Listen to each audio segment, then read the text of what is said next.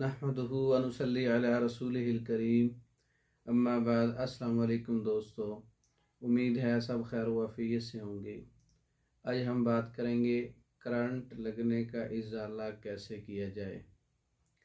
बिजली का करंट लगने से उज़लात सिकुड़ जाते हैं और इनमें रतूबात बहुत कम दाखिल होती है और फुज़लात का इखराज भी रुक जाता है।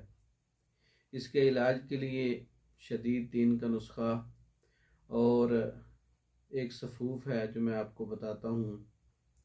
ये सफ़ूफ़ इस्तेमाल करवाएं शदीद तीन के साथ।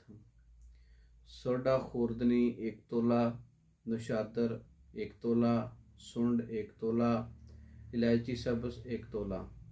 तमाम चीज़ें हम वज़न लेकर अच्छी तरह से पाउडर बना लें और सफ़ूफ़ बना लें। एक माशा दिन में 3 बार ताज़ा पानी के साथ और साथ शदीद तीन का नुस्खा, जिसमें दारचीनी 30 ग्राम है, जलवत्री 20 ग्राम है, लौंग 10 ग्राम है। इनका भी अच्छी तरह से पाउडर बना लें।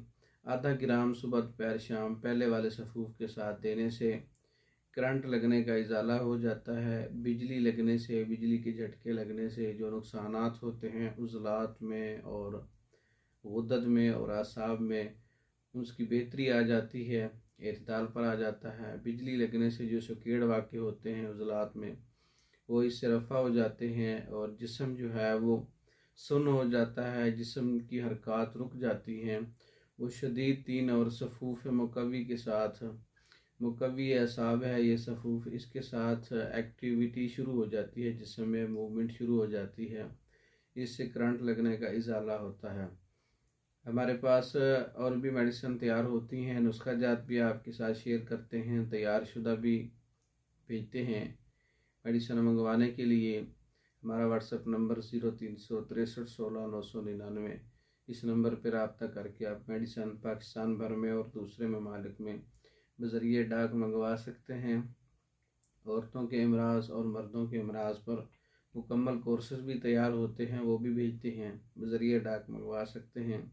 वीडियो अच्छी लगी हो इसको शेयर करें, लाइक करें, हमारे चैनल को सब्सक्राइब करें।